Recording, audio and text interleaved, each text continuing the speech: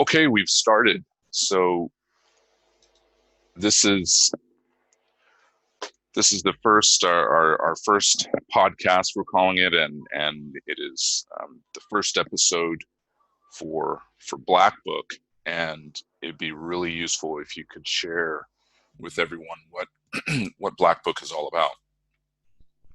Outstanding, outstanding. Well, first of all, I'm very excited that we have created this opportunity, and we are passionate about wanting to move forward and helping not only our community, but each other on this mission to be more powerful within ourselves, within our community, and have impact in the world. And it's all about legacy. It's all about legacy. That's exciting. Yeah. So, I mean, those are a bunch of words. So what does that actually mean? What is the impact that people can expect? Yeah, I love that. Thank you.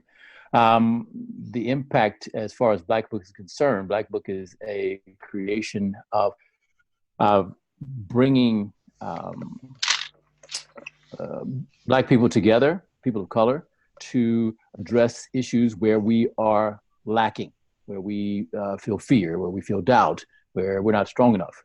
Okay. One being, of course, education, understanding who we are, where we come from, what the next steps are, because there's a lot of information out there now about, okay, this is your history, this is what's bad about it, but my goal here is what's good about it. Okay. How can we use the history? How can we use the pain? How can we use our brilliance to be more brilliant? Okay, great. So it sounds like we're going to be talking about a lot of polarizing subjects, such as the whitewashing of Black history.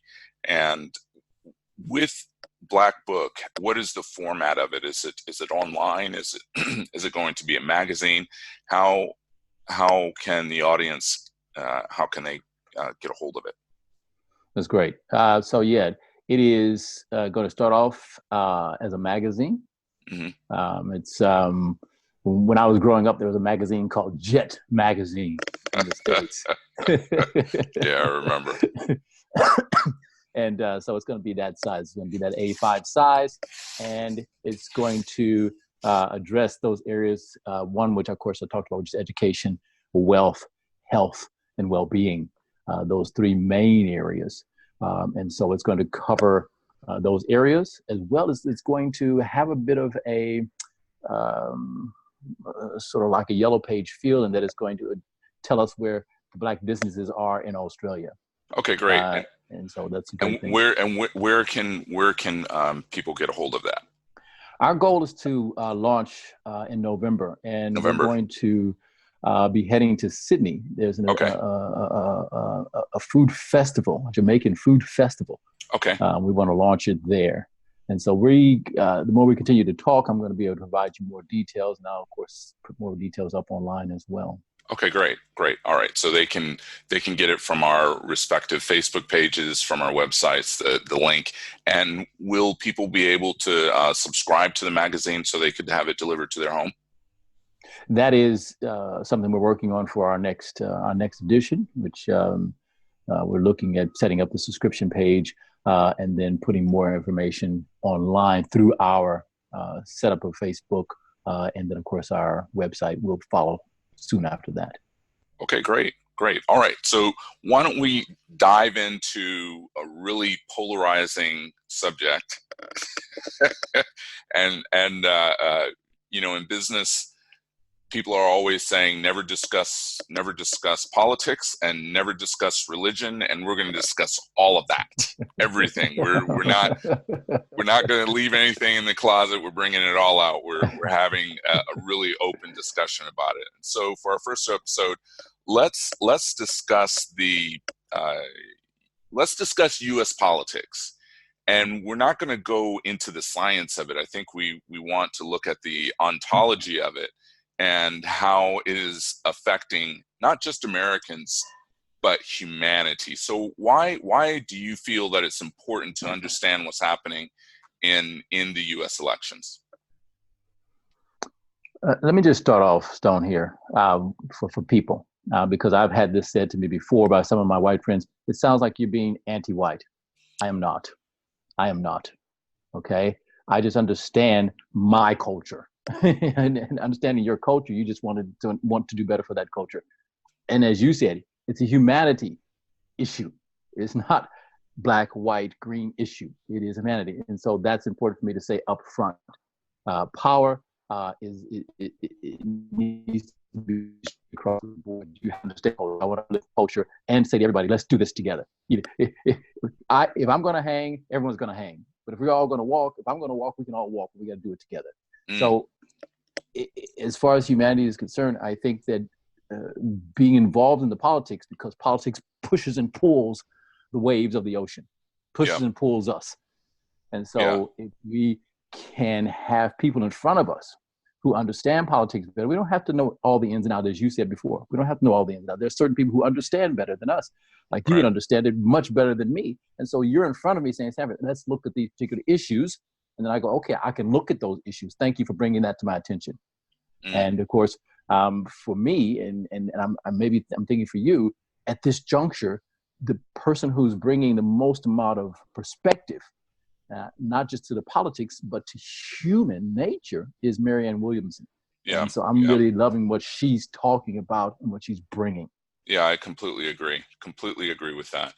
I think it would be useful for us to bring this, for us to chunk this down even more so people can understand the impact of U.S. politics. All over the world, people watch the American media, the movies. Everything is out in the open, and no matter what country you go to, the U.S. has a way of creating culture.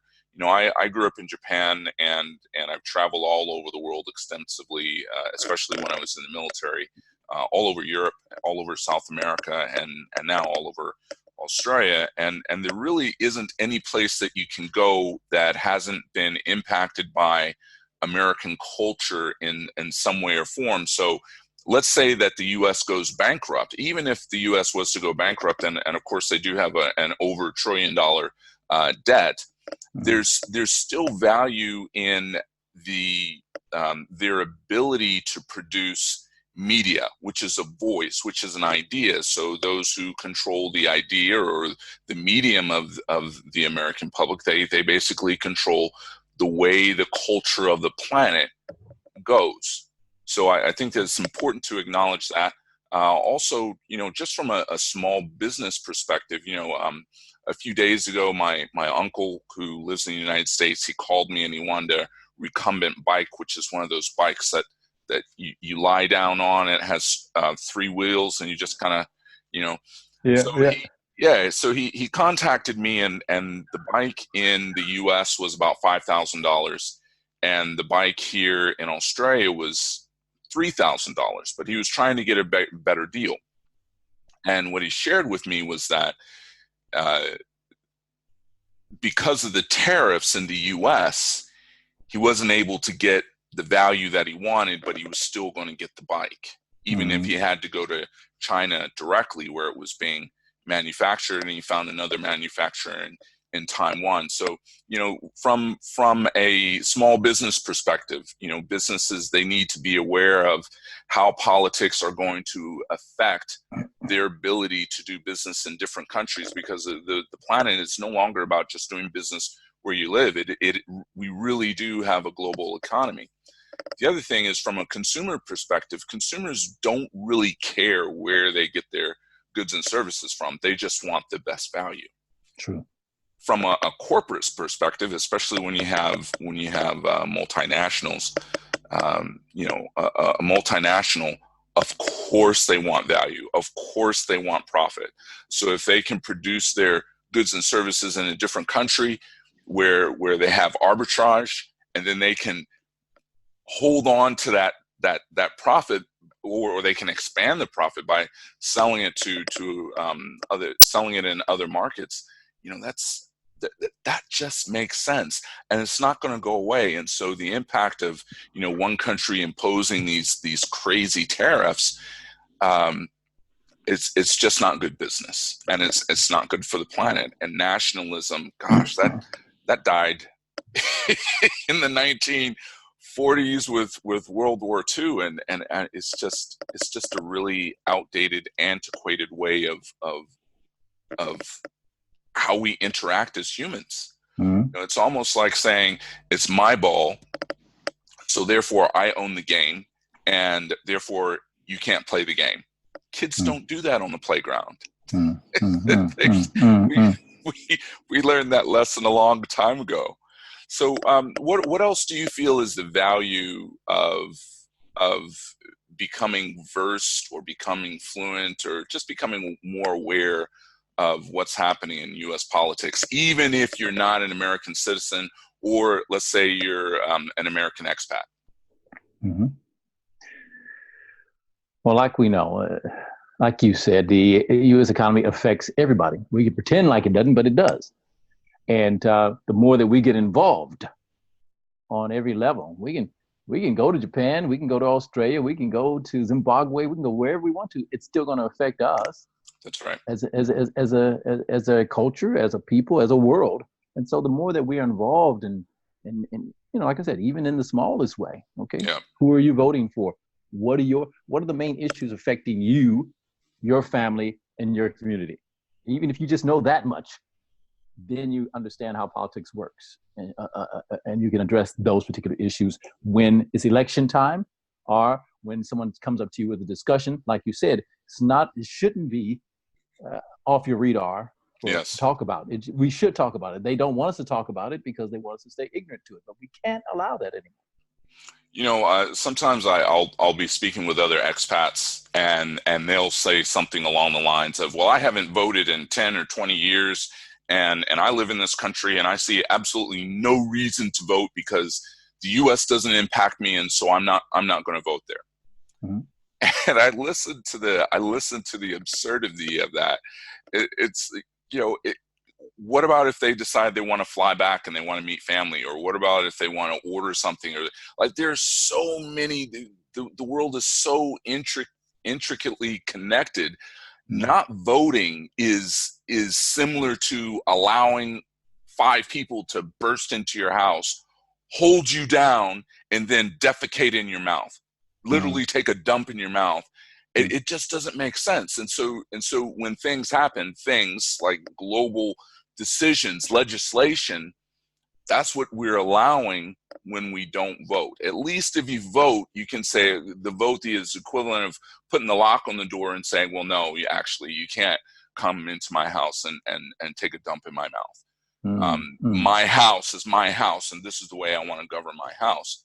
But people, they take a back seat to it. I really love the aspect of Australian government where it's compulsory for citizens to vote. So to some level, Australians have a better education of what's happening in their politics than Americans do, which it's a really scary thing that Americans have this much power and they're not educated. They don't know what's happening. They don't understand the impact. Okay. Well, that's the education piece again, isn't it? It's yes. The education piece. Yes. And for me, Stone, I am all about education. I'm not a huge believer in the educational system because I think it's lacking. However, that is one part of. I'm just finishing up a book, as a matter of fact, and I'll talk about that later. But in it, part of the schooling education should be a basic understanding of government. Not the big picture, because the big picture everyone can't grasp, but the little bits, as I said, what's affecting you, what's affecting your family, what's affecting your community. If you start there, if you want to get bigger later, you can. So that education, as you said, is very, very crucial. So when do you have the dates of the primary election? And I know it's going to be in April, and then of course we got the general election in November 2020. There's also another election in March through Democrats abroad. I'm going to leave I'm probably putting the cart before the horse, but Mhm. I want people to be aware that they actually can start voting now, especially for the primaries, through Democrats Abroad if you're an expat. So let me just pull up the link for that. So it's democratsabroad.org. Yeah, democratsabroad.org/candidate_petitions, and I will put that link on our um, on our Facebook, on the Facebook page where this video is live. Wonderful. Okay, so who is it? Who do you feel is being impacted globally, specifically? If you had to, do you have any examples of how you? Yeah, let's make it really personal. Yep. How have you personally been impacted by the current administration in the U.S.? I have. Simply, my grandmother's now at the age where she is can't really do for herself, and she has to move into a aged care home. Mm, She just couldn't find anything, and of course, after working for 45, 50 years, she just couldn't find anything. So she was almost homeless.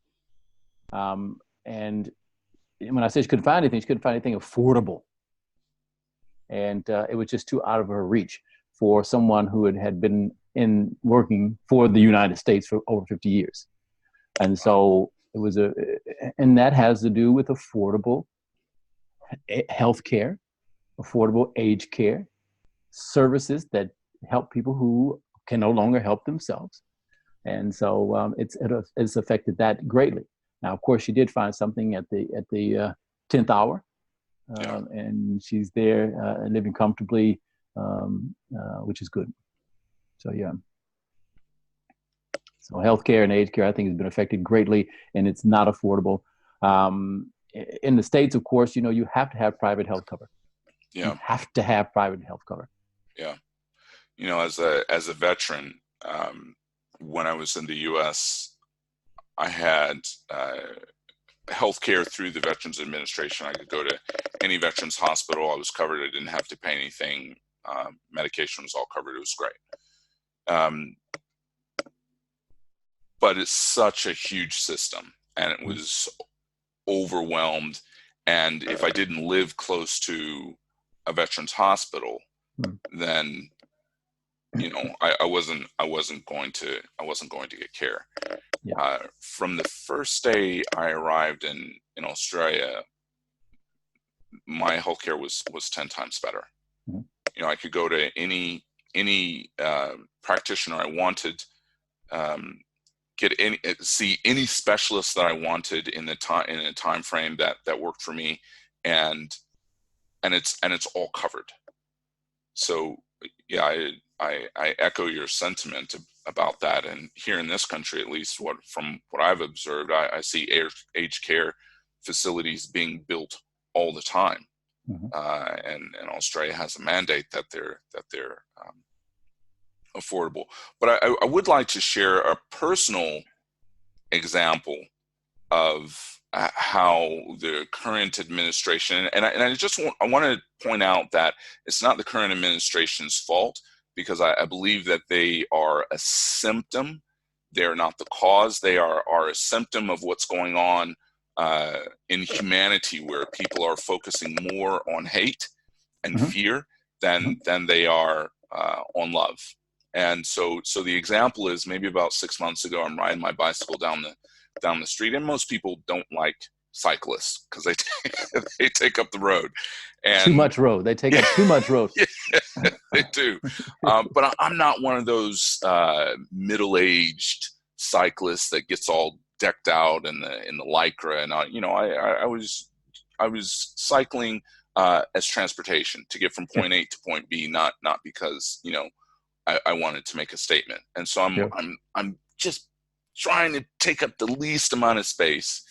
And a hoon or a bogan or whatever you want to call it, a P-plater, didn't like the fact that I was on the road. and I wasn't in the road. I was on the side, basically almost riding in the gutter. But I shouldn't have existed there. So they kept revving up their engine and riding, tailgating me. Getting closer, yeah. Yeah, I'm like, what's going on? And I'm just telling them, go around, keep going. I can't go anywhere. There's nowhere for me to go. I can't ride on the grass. I can't, and over that is a ditch into a canal.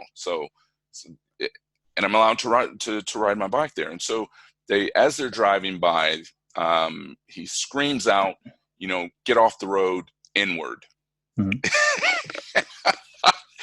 And when you hear someone say that with an Australian accent, it's actually quite hysterical. It's quite funny. It's very funny. Very funny. But I listened to that and I thought, wow, I wonder where he learned that. Media. And our current the current administration has really made it okay to practice hate and fear. And we have a whole generation of people that are growing up during this time and are learning. That's the way you treat other people. So if they're going to if they're going to treat one culture or people group that way, how are they going to treat others? Well, it's that whole nationalism again. And so the bottom line, what I'm really alluding to is that it's dangerous. Mm-hmm. Mm-hmm. It's dangerous not only for Americans, it's dangerous for humanity, and all variants of hate and fear are dangerous for humanity. And I echo what you were saying about is not the current administration, because you can't just put what's happening in the world on one set of shoulders. That's right. That's like trying to put a house on a bird's back and say fly it across the road. Yeah. It's very important. You mentioned two very important things there. And in the business that I'm in the mental health business, is fear, and then you mentioned love. You don't hear that in politics. You don't hear that because except for with Marianne Williamson, she's really being a champion for that. She certainly is. She's very powerful. And if you guys haven't seen some of her work, you need to go on YouTube, Instagram, wherever you can find it, and look at her work before you start judging the power of love. The power of love. We all know it's much more powerful than hate, and we have to stop making it, fluffy, airy-fairy. Because how do you feel when someone compliments you? How do you feel when you compliment someone? That's love. Yes. What do you feel like when someone calls you the N-word or calls you a bogan or not good enough? That's hate. That's fear. That's how simple it is. But we don't want it to be simple. We want it to be hard. It's not hard. It's not hard. I agree. I am slightly distracted because I'm just trying to respond to someone who's reaching out to us. Let's see, that's Elizabeth.